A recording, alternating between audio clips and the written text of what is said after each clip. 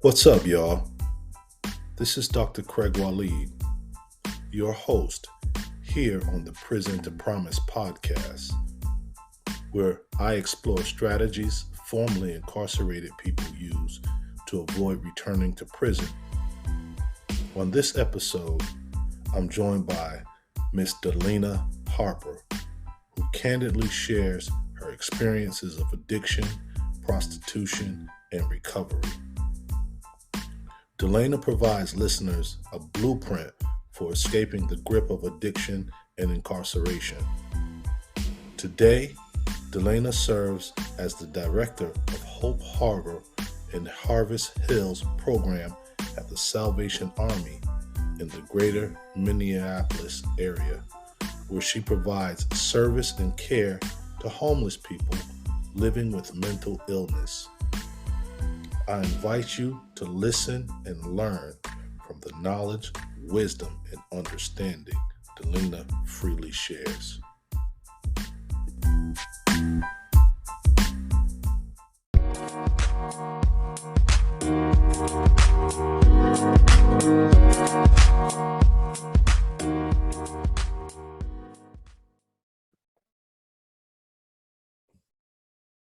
And so, once again, thank you for joining me for this discussion for the Prison to Promise podcast, where we are trying to highlight the stories of formerly incarcerated people and really trying to bring voice to formerly incarcerated people's successes after incarceration. And a big part of what I'm trying to do with this podcast is really highlight the experiences of women who have been incarcerated. And so after talking to a couple of people, particularly someone that I truly respect, Sister Connie Chisholm, she definitely pointed to you as someone to go to.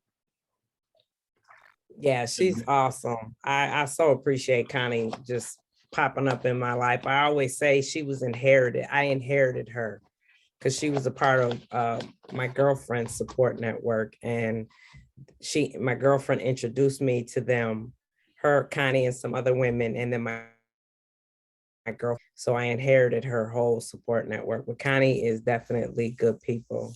Yeah, she's dope. I had a conversation with her a couple of weeks ago, and her podcast interview will be dropping, I think, next week or the week after. But it's in the rotation to come out. Okay. But just for starters, I'm going to ask you maybe to tell our listeners a little bit about who you are, maybe your background, where you're from, and maybe the circumstances or something about how you ended up in prison. So, well, my name is Dellenna Harper, and I am from St. Paul, Minnesota, specifically a suburb of St. Paul called Cottage Grove, which is well, it's not an all-white area anymore, but we were one of like the first very few Black families out there in Cottage Grove. So I grew up here. I graduated from high school. I went to a couple of different high schools, just because of like bullying. And I experienced a lot of that in elementary and junior high. And, my behavior and some of the decisions that I made, I kept getting asked to leave. High school to another one, but I did graduate. I was always a good student, you know. I ended up indulging. I had my daughter Dellenna at the age of 20, and after that, and just thinking back on it, I don't know. It might have been postpartum depression or something. I don't know.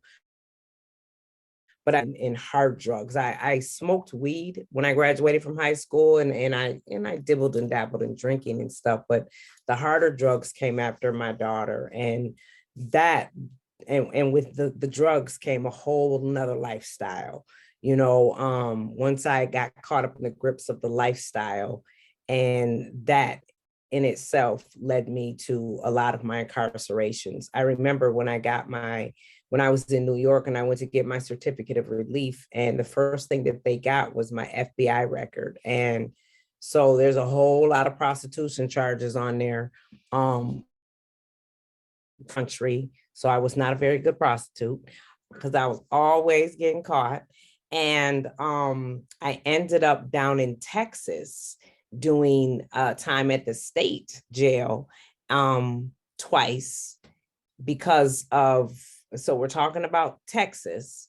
So because of, they called it paraphernalia. They ran a test and they residue for drugs. And another one, I had a little mirror case that I would keep my stuff in. There was nothing in there, but they ran a test and it was residue. So I ended up getting 2 felonies down in Texas,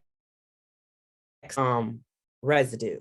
They don't play down there. No, and if women at the time were getting caught for just like the crack stems, they were doing time for that, whether they had drugs on them or not. Wow. Because they would run that little test and it would be residue. And I remember when I was sitting in the county full chain, there was this woman that came in there who was in jail because it was a couple of people, but I had just had conversations with this one particular one. There was a couple people in there who were coming into jail because their children were truant from school, and this one woman was telling, I did everything that I could. I dropped my child off at the school and I had to go to work, but she ended up doing like 90 days.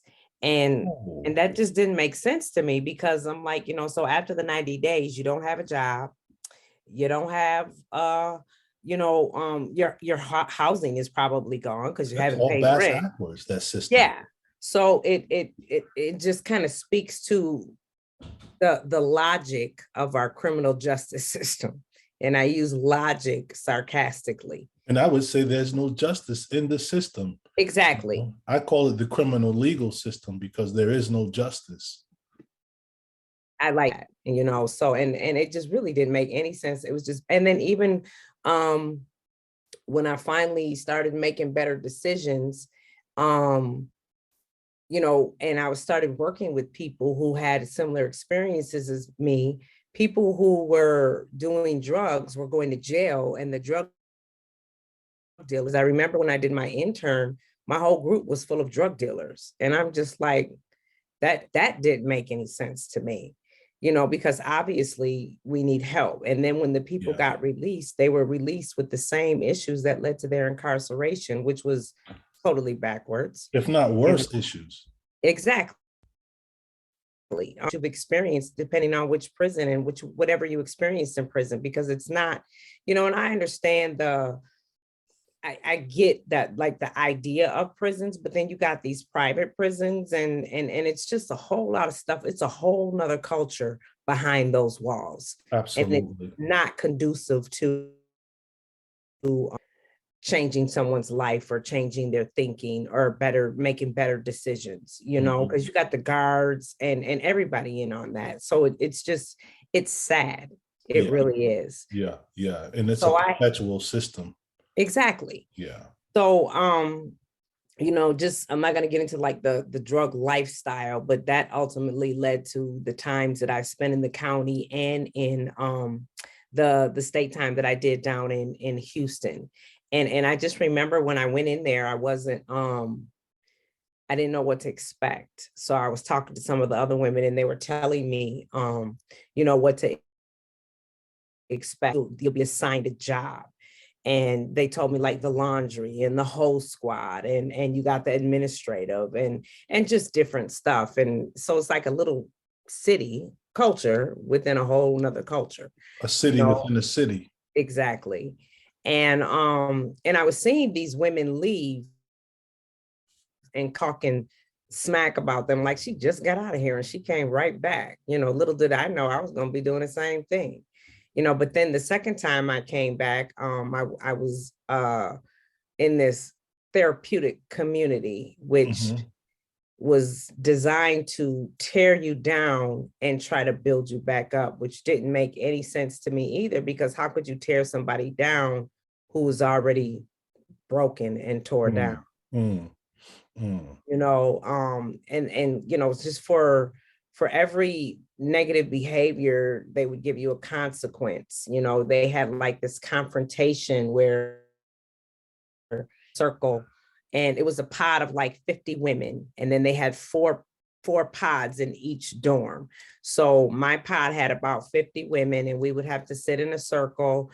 And, you know, then they would call us to the circle when someone dropped a ticket on us about basically telling of our negative behavior, or you could too. But you know, and I guess I had cussed the guard out or something. Well, I did. And my consequence was that I had to brush my teeth 5 times a day and go to the middle of the floor and say, my mouth is now clean and I will not use foul language. And the family, the other women in the, you know, I remember my first night there, I woke up to cock-a-doodle-doo and yeehaw, all these animal noises. And I was like, what in the, you know, with a couple curse words, like, what the hell is going on here? And coming to find out that was their consequence, because they didn't have 6 on the floor, 6 a.m. FOF. They had to wake everybody else up with the animal noise. Oh, so there was women walking around with signs saying, I'm stupid, a woman with a bag over. So it was just little, I'm just like, how is this supposed to help me with my drug problem? Right. Degrading, debasing, embarrassing. Yeah. And This out there on the street. You know? You said something, Deanna, you know, or Dellenna, I'm sorry. You mentioned, you know, how can you help someone? How can you tear them down who's already broken? You know, it sounds like, and I know this is old school addiction treatment, what you're describing, you know, and it really doesn't help. It makes people more bitter. And what I'm imagining is, you know, the broken person who they're supposedly tearing down, they're actually just grinding them to a pulp with this type of behavior. So how do you come back up from a pulp, you know, from powdery substance, damn near? You know, and it's like don't, and again, it's just the God, I mean, whatever it is you serve, you know, a power greater than yourself, whether it's the universe, you know, that's why I believe like I made it. And I got a strong mind. And also, like, I come from a family, my dad is extremely sarcastic. Some people would say, like in clinical terms or in school, he could be verbally abusive, but that's his language of love. Like, you know, I would he would ask me to do something for him, get him some more, and he would say things like, yeah, you're good for something, we're still trying to figure out what, but you're good for something, you know. That's his language of love. So that's what I come from. So like I was used to this, kind of like in the military when they just tear you down with the you know. So that's kind of what they are. And you got to have a strong mind. Absolutely. And strong. And so I think and I finally figured out that once I follow the rules, I can pretty much do whatever I wanted. And so that's what I ultimately ended up doing. But and I also learned that wherever I went, I was going to have to follow somebody's rules. And if you come into my house and you don't follow, you got some consequences. So I did learn some things from there, but it wasn't from the demeaning and degrading consequences. I mean, the whole experience, because I remember when we first got off the bus, mind you, in order not to be on the whole squad, which was the job, I kind of snuck this girl's arm. So we pulled chain to the county. So I was going like I was handicapped. Right. And so I was trying to play this part, but when we got there, they had us stripped down butt naked. I had to take the sling off that I had stole from this other inmate and bend over, and we're like legs spreading our butt cheeks. And they're behind us looking for God knows what. Like, I get it, but it just was really, a lot of it was unnecessary. And then they just hosed us down like a herd of animals. Right. You know, and so it's demeaning process, things like that. And then, so I remember when I was in the therapeutic community, the second time I was there, we left the laundry because I worked in the laundry. We had to strip down butt naked. Wow. and do all that. And I'm like, why would I be putting a shirt or some boots or these prison pants up my ass? Like, why is this necessary for me to strip down Right. butt naked because y'all don't want me taking? It just. And so these systems that they lock us in are very dehumanizing, and they call them correction systems. And so again, with all these types of dehumanizing behaviors, be it from the therapeutic facility, the guards, or just the way the places are run, it's beyond me how someone can correct their ways or come out better than when they went in after undergoing all of this type of treatment. And I know there's some things that you didn't highlight, some of the other things that happened, but I'm sure, you know, living in prison creates probably a sense of psychosis or mental health issues. And people who have those issues, they probably become even worse when they go in there.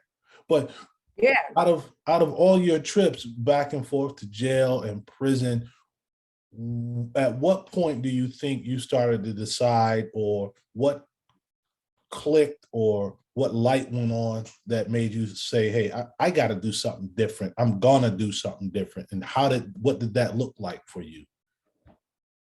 So a lot of people go to jail or prison and find God, but when they leave God right there. Mm-hmm. I did that a couple of times, joined the church and was this woman crazy because I could see her face clearly when I was down in Texas in the county before I pulled chain. I was participating in these Bible studies, and I got a really beautiful Bible with rice leaf paper or whatever and gold trim, and I read the whole Bible, studied it, really good book, lots of exciting stories. Yeah. And the books of faith too, and she prophesied to me that I would be speaking in front of a whole bunch of people. And I'm just looking at her like, okay. But so even that time when I got out, I went back to, because I didn't do anything different and I didn't have nothing changed inside of me, because wherever I went and whatever I did, I took me with me, and I always had That's heavy. I had a strong desire to do something different when I got out. But it's like the minute when you get out and that temptation comes, so they don't prepare you for the outside. They do all this. It's easy to follow rules while you're in an enclosed, confined area, so like, even though I was physically locked up, my mind was free because I wasn't craving the drugs. So I would wake up in the morning and I wasn't thinking, who do I have to dope? Because I physically couldn't get it and I knew I couldn't get it. But the minute I got out, I might have been sooner or later, eventually I went back to that lifestyle. And so I always had this desire to do something different because my parents are still married to this day. I come up from a 2-parent home. They raised me up with morals and values. My whole family's police officers. I mean, Yeah. so, and So you went the opposite way. right. So I always had that desire to do something different. And I knew there was a better way to live, and every now and then I would get a moment of clarity because I remember one of the assignments in there, we had to write our own obituary. And heavy assignment.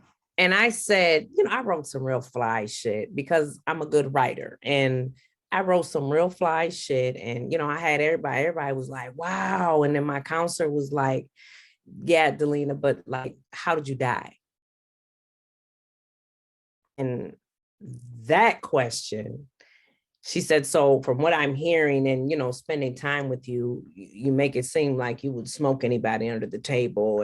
And she repeated my words back to me because we would brag about that shit and drink anybody under the table and all of it. So how did you die? Since you obviously didn't OD, and I thought about that. And I said that I would be that one that was in a ditch somewhere, raped, beat up, stabbed, left for dead or dead, with my panties down to my ankle, my crack pipe in one hand and my lighter in the other with a death grip.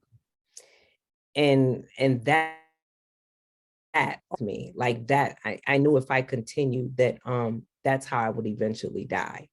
So, but Wow, needless to that's say, sobering. right. Needless to say, when I got out, I still went back to what I was doing. This was like in 2002. And then, Old habits die hard, don't they? right.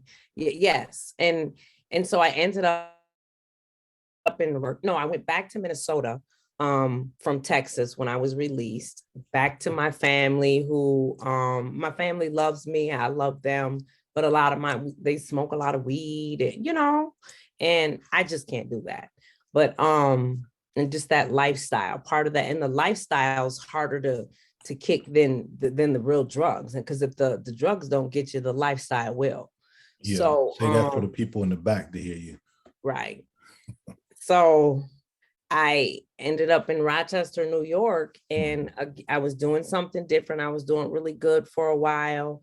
And I always knew I had potential because I'm not like and this, when I ended up relapsing and I went to jail, there was this halfway house in there, and they offered me a bed. And I knew that if I went back out, I had an internal battle. A part of me wanted to go back to what I was familiar with. I knew what to Yeah. expect from that lifestyle, but then I was also scared of this new way of life. Hmm. But What were you afraid of? universe, like the unknown. Like I didn't know what to expect. Hmm. And I knew what to expect from the lifestyle, that misery, that pain. I knew that. I was familiar with that. Sometimes familiar pain can be comfortable, but Yes, like indeed. when the pain gets greater than the pleasure, it's like you remember crying and using against my own will. Like I wanted to stop smoking crack so bad, but I couldn't. Like that's where I was, So I saw this, and I would be praying a lot. And actually, when I got arrested for prostitution, I was relieved to find out that they were undercover detectives. I'm like, this is my chance to do something different. I Wow. had this, I was flip-flopping. A part of me wanted to get out and do something different. A part of me wanted to go back to what I was used to. But this house came in there. They had a group. And she said I can come to the house. And like that's when I just surrendered. I was like, this is it. This is what I've been praying for, because about being clean. I was talking about it, but it was really difficult for me to put action towards it. So I needed some help, because you can make a decision, but a decision ain't shit without some action. Right on. The word decision implies action. Right. So I made a decision before I even got out the door. That lady from the house was there calling my name. My life changed. That's when I just was like, let me allow other people to help me. That's when I took God with me out there. I didn't leave him, because God never left me. I always left him. Right. But he was always sending me people, and that's why I'm here today. Imagine all over the country.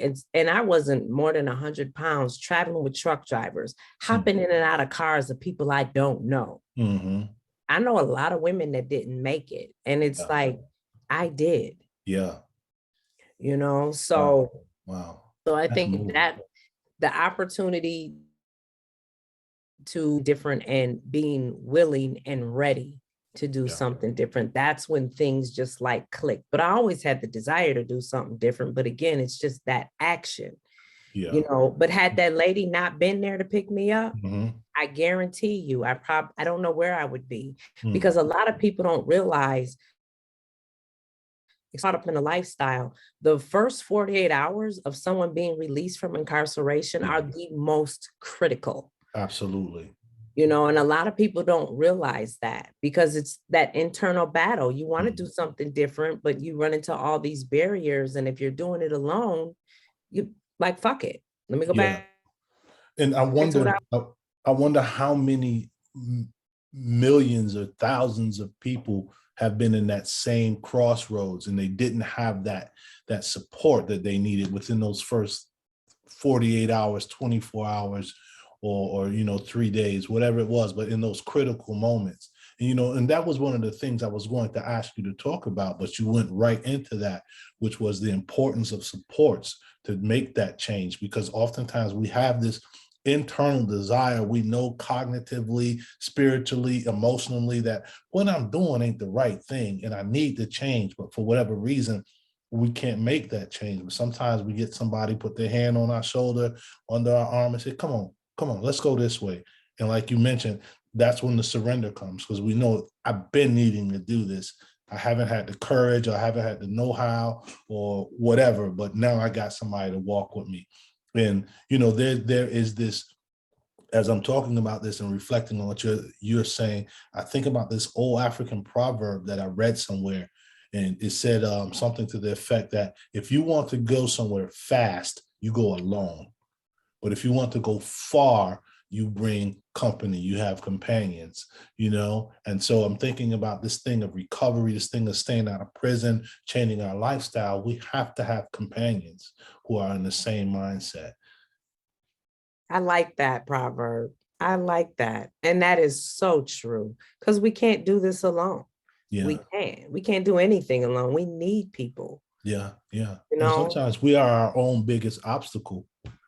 yeah, I had to get out of my own way many times. Sometimes to this very day, I have to get out of my own way, because I surrounded myself.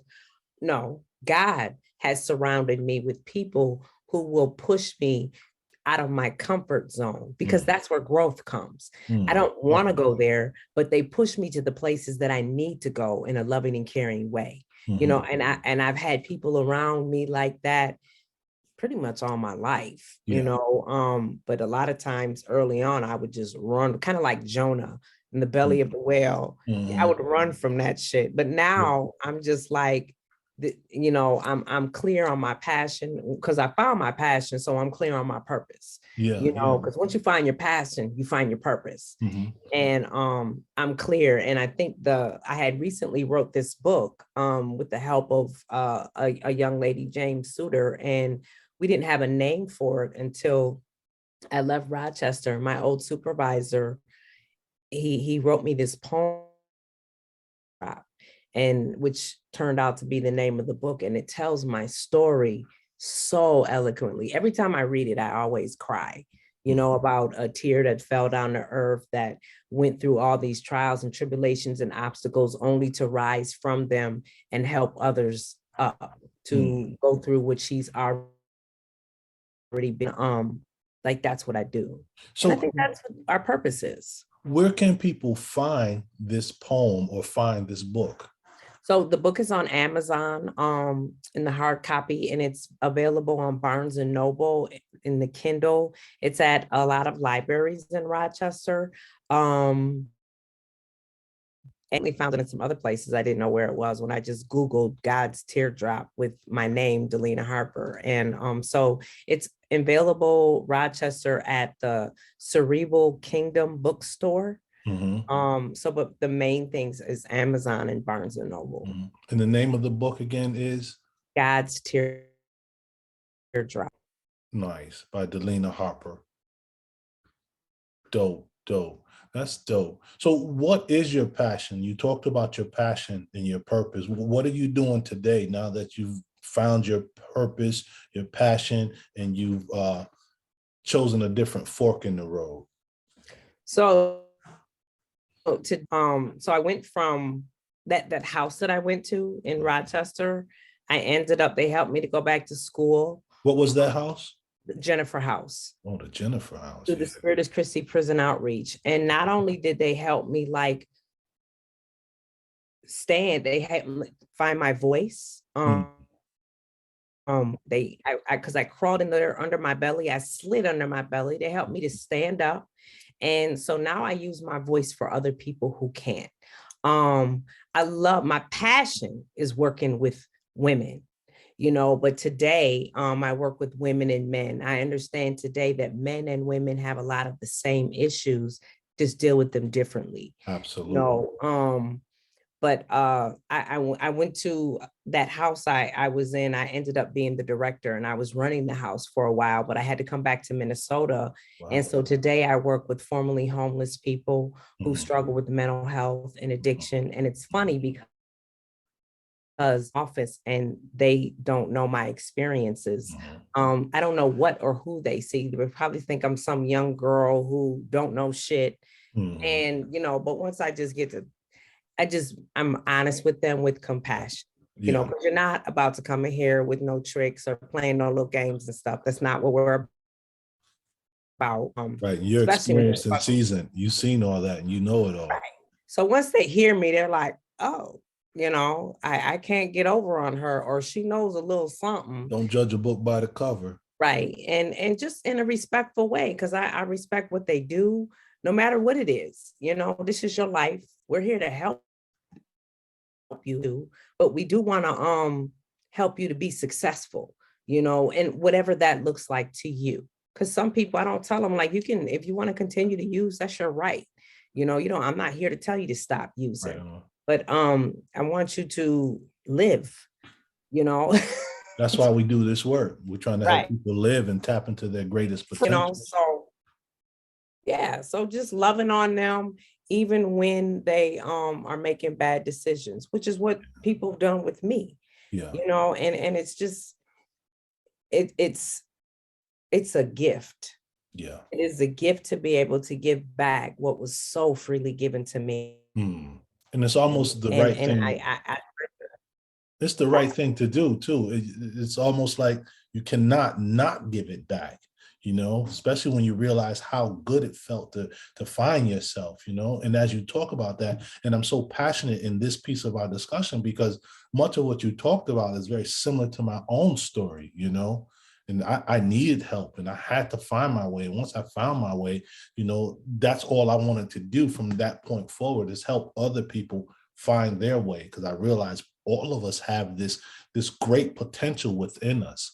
And sometimes we need something or someone just to shine the light on it to let us know you are great, you are awesome, you are loved, you have potential. Yes. You know, just step up out of that muck and mire that you're in and shake yourself off and you'll see a whole new you.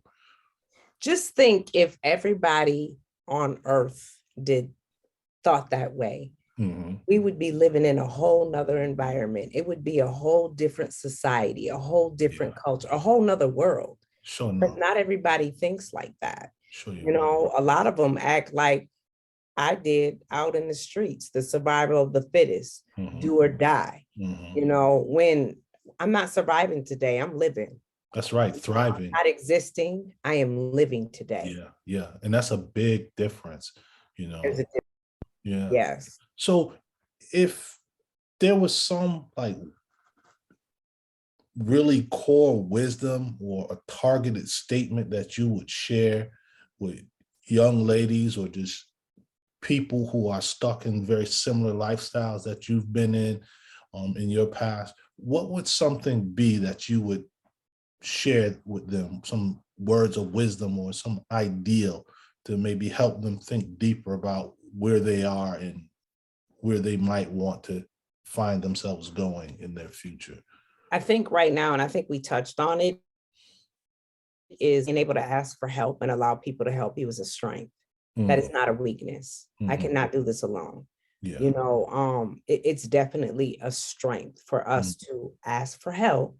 Yeah. And allow people to help us. Yeah. And just like I have my tribe. I have a few different tribes, you know, communities. And because I am a trustworthy person today, you know, people trust me, and because I trusted other people before I trusted myself. People trusted me before I trusted me. You know, and I got some people that like believe in me, even when I don't believe in myself, because we're human. So we're all confident and have some self-doubt, you know, and it's okay to be fearful. Like, that's a human emotion, but we just don't allow that fear to immobilize us. Right. But I think the most important thing is allowing ourselves to be. And when I say that, like, just feel it wailing. A lot of the issues from society today stems from us running from our feelings or trying to change the way that we feel. If we embrace what we're feeling, whatever it is, sad, mad, hurt, you know, and respond to them, not react, but feelings accordingly, this world would be such a better place. Our feelings are what makes us human. Yes. And they are what they are, but it's what we do with them. And I think it's so important, like society today, these kids growing up, trying to teach my son how to manage and my daughter, because they're going to come, but we just have to respond to them. And it's okay to be angry. I would be angry too, given if this happened. That is totally okay. That's normal. And normalize our feelings. And like, that's where all this depression and anxiety and all this other mental health issues stems, guilt, anxiety. If we we've just been allow encouraged to deny ourselves. Exactly. So we just need to allow ourselves to be, and not only ourselves, but allow others to be too. I constantly had to remind my staff today that we don't know what each other, us as the team, is going through. So we accept our mistakes, and we accept the mistakes of others, not to mention the people that we work with too. We don't know what happened to them or what they're recovering from. So we do just need to be gentle and kind to ourselves and to other people, and just allow them to be where they're at. I always let the residents come in my office, and I just sit. I don't know how to, or whatever they're feeling. Sometimes they say some hurtful stuff to me. They're going off on me. And I know that, like, I'm not the reason that this is happening, but I just sit and listen. Every time I want to say something, I sip my coffee. I just sit and listen. And then they'll come back and say, thank you. Thank you just for being with me. And like, I appreciate that. And whether I like them or not, doesn't matter. Right. Doesn't matter. However I feel about them is irrelevant. It's helping people heal, helping people find their way. Right. Because some days I don't like myself. So. Ain't that real? Ain't that real? And I think that's probably something that everybody probably goes through, unless they're full of narcissism. Right. Exactly. And for us to be able to be honest about that and articulate it, like, not a lot of people will be honest and say some shit like that. Absolutely. Absolutely. I think our society has tricked us into putting up all of these facades, all of these facades, and we have to be perfect, or we want to present ourselves as perfect in front of each other and in front of ourselves, edit, delete, and then post. Right. And the filters, don't forget about the filters. Yeah, all I'm of looking that. at some of these pictures. I'm like, oh my God, that doesn't look like me. Yeah. But these filters and stuff. So it's just, it's helping us to be whoever we want to be, except for who we need to be, which is ourselves. Who we are. Yeah. Absolutely. Absolutely. Well, Dellenna, I'm going to say thank you today for your time and for your wisdom, for your insight, and for sharing your story. And I don't want to take up a whole lot of your time. And so with that, I think I want to say we'll call it quits at this point. However, before we go, is there a way people can contact you if they want to contact you to say thank you, or to seek help, or to learn more about your journey? So, you know what, and I just got on Instagram, or not Instagram, I don't know what it is. Snapchat, I think, because of the filter. Something that. Because of the filters. I like the pictures with my grandson, but I can just say DH381@iCloud.com. I am on Facebook. It's Dellenna Divine. But you just got to spell my name and everything right. DNNA, and it's DVINE. Dellenna Divine. On Facebook. I don't know what I am on Snapchat or Twitter. I need to learn more about that. Though, but. Well, they have your email and they have your Facebook handle. And I like that. Dellenna Divine speaks to the divinity within you. The divine. Thank you. I got that.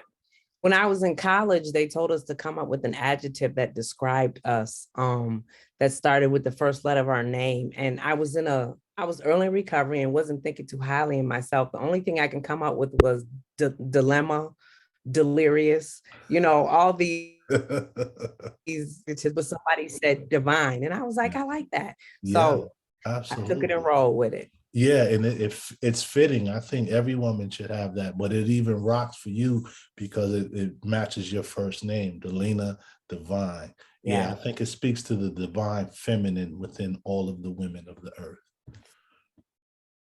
thank you. I've enjoyed this conversation. Thank you so much. Likewise, and thank you so much. I've enjoyed it as well, and I think I've grown some just from talking with you.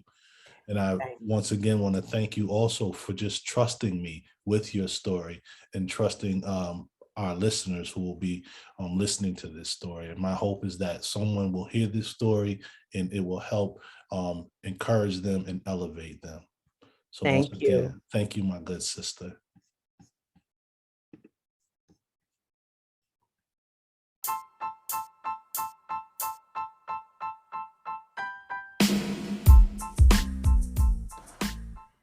If you or someone you know would like to share their story on this show or would like to leave a comment or suggestion, drop me a line using lowercase letters at DrCRAIGWALEED,